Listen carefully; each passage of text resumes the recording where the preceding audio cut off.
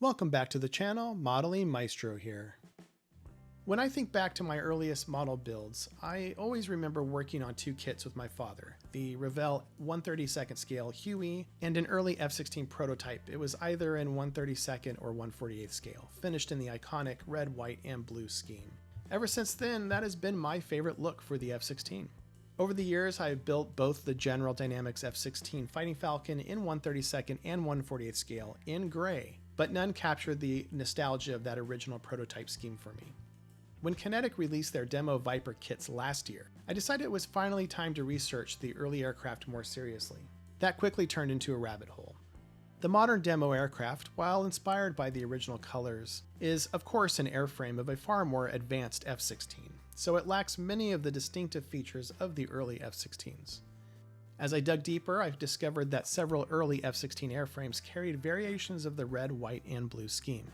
Caracal models had released a decal sheet dedicated to the F-16's early years, featuring 12 schemes. 9 of them were in patriotic colors. Unfortunately, the decals had already been discontinued at the time, and my search for them went nowhere. One of my modeling friends generously offered me decals from the original Tamiya kit, but not too long after, Caracal announced a reprint of the set, and I picked one up immediately. At that point, I narrowed my choices to the early YF-16 prototypes and the later FSD, full-scale development aircraft. Initially, I leaned toward building the YF-16, which featured the smaller nose, two-piece nose gear door, and other prototype details. That led me to purchase the early Tamiya kit, but once it arrived, I found the detail level disappointing. I eventually decided it made more sense to build the Hasegawa F-16A and simply convert it to an FSD aircraft instead. The Hasegawa 148 F-16A Fighting Falcon is one of those kits that's become a true classic in the modeling world. First released back in 1983, it was considered one of the best F-16 kits you could buy, thanks to its accurate shape, recessed panel lines, and engineering that was way ahead of its time. Over the years, Hasegawa kept the kit alive by updating the original molds with new parts and decals to produce later F-16 variants, and while the company has never released official production numbers, it's safe to say that hundreds of thousands of these have been built by modelers around the world. Now, more than 40 years later, the kit definitely shows its age. It doesn't have the highly detailed cockpit, wheel wells, or extensive weapons options that you'll find in today's newest releases. The outline is still excellent, the fit is solid, and it captures the unmistakable look of the Viper extremely well. The FSD aircraft introduced several important changes over the original YF-16, many of which are represented in the Hasegawa kit. These include a larger radome to house the radar, a one-piece nose gear door, enlarged wings, and tail surfaces for increased payload capability. The FSD airframe was also slightly longer than the prototype due to its enlarged nose section. From my research, these details appear to line up well with the Hasegawa tooling. And speaking of research, I scoured the internet, purchased many books, and was even given photos from private collections of fellow modelers who generously shared their own research. At this point, one of the remaining challenges is in the cockpit. I haven't been able to find an aftermarket Stencil S3S ejection seat, so for the first time I will have to scratch build an entire ejection seat. In the meantime, I've picked up a resin set for the early General Electric F100 engine to help complete this build. One of the more obvious shortcomings of the Hasegawa kit is the engine intake. By today's standards, it's fairly basic, with a shallow intake trunk that doesn't extend very far into the fuselage, and there is no engine fan at the end of it. Instead, you're left looking at a solid bulkhead, which is certainly a product of its time. Therefore, I will create my own intake and add on one of these A6 engine fans. Work begins by removing pin marks in the nose gear wheel well. These were easily scraped away with a scalpel and sanding stick. Next, I rolled some thin plastic styrene sheet and shaped it to attach to the back side of the mouth of the intake. The plastic was glued in using CA glue and faired in with Tamiya Basic Putty. After much sanding, I was able to get the area smoothed out pretty well. I was now ready to paint the interior of the intake. For this, I used a product called emulsion paint. Emulsion paint is a water-based paint made by suspending tiny particles of acrylic or vinyl resin in water. It dries quickly, has low odor, is easy to clean up with soap and water, and provides good coverage with a durable finish. It is commonly used on interior walls and ceilings because it is easy to apply.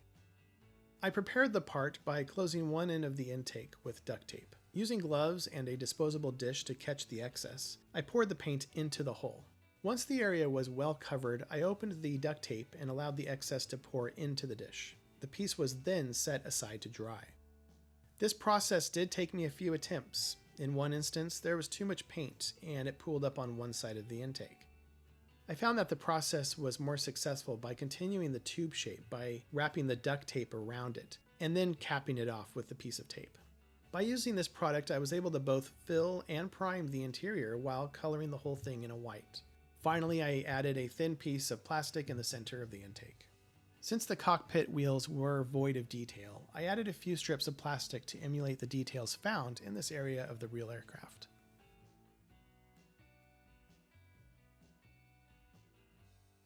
Now it's time to tackle scratch building the ejection seat. I start by checking the width of the seat, then start cutting out the sides.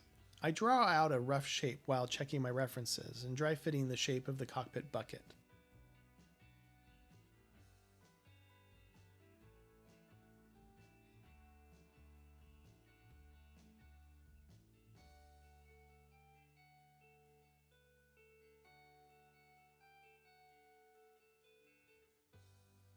The sides are then attached to a base. Tamiya Extra Thin is used sparingly, as it could melt the pieces and distort the plastic.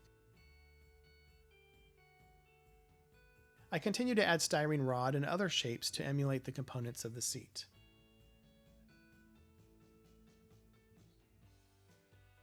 Tamiya 2-part epoxy putty is used to form the seat cushions.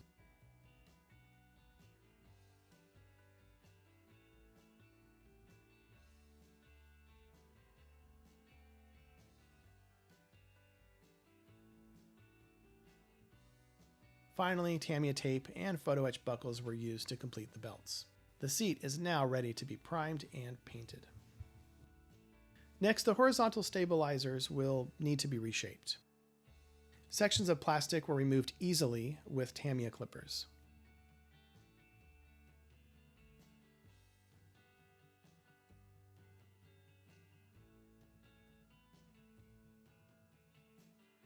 I used the Tamiya Y F16 pieces and references as a guide for the dimensions. An X-Acto knife and sanding sticks were used to create the tapered trailing edge of the fins. Just behind the nose sat raised lines that denoted the placement for the teardrop ECS fairing found on later version of this aircraft. These were sanded away. Next, I drilled the hole in the nose for metal tubing and filled the area with CA glue. The dried glue was sanded and shaped around the nose and the new base for the pitot tube.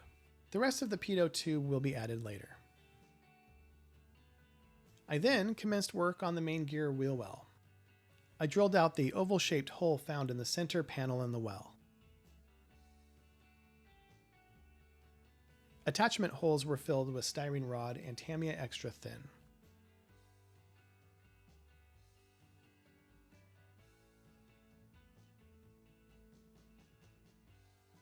I continued to add various pieces of styrene based on the details I saw in my references.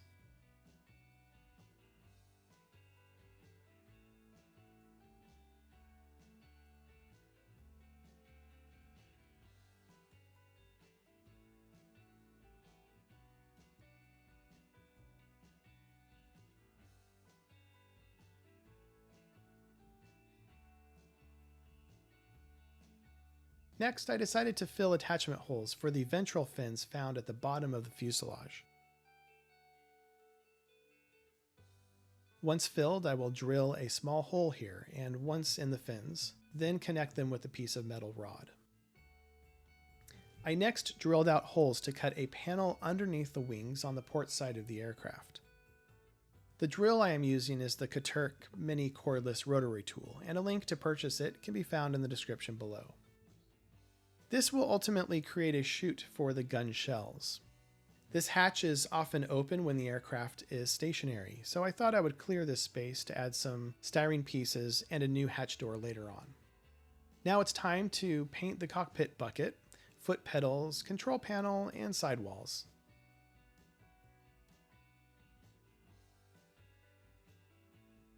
The black on the dials of the control panel are painted carefully with a brush.